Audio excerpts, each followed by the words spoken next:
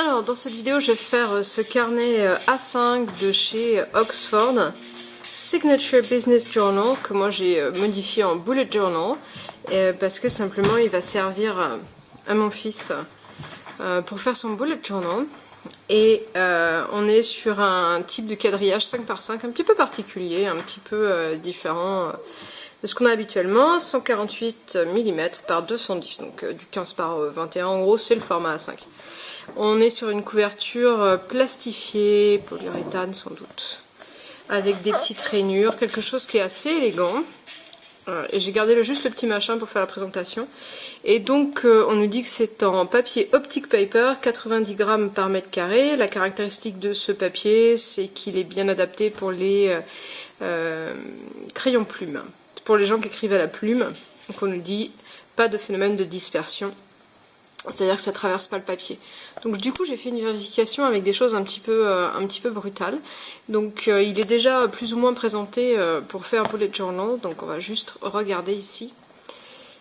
Donc la page de garde avec nom, téléphone, mail, et ici différentes informations, qui est dans une couleur gris taupe, avec le petit écusson Oxford.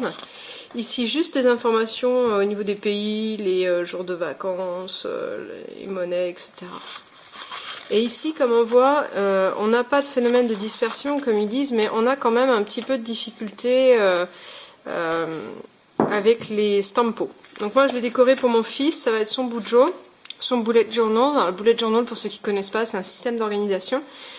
Et bien, les stampos, ils ont une encre un petit peu agressive, qui est de l'encre E-Zinc, et ça traverse. Là pour le coup on l'a le chauffe-eau. Par contre ici on est sur un stylo assez épais de chez Faber-Castell, et là par contre on est bon, on ne traverse pas.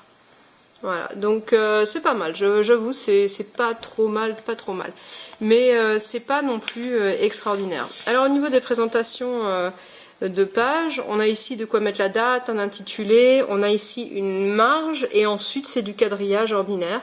On a à la fin également une partie marge qui n'est pas en quadrillage. Et on a un encadrement. En haut, en bas, on a une petite ligne.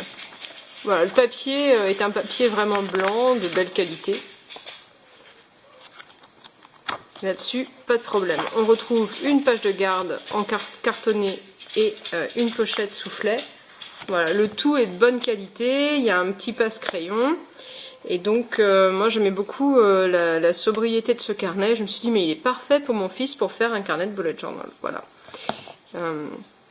J'utiliserai pas pour moi simplement parce que moi je vais utiliser des encres qui sont directement à la plume dans le godet, et ça c'est beaucoup plus difficile sur ce genre de papier.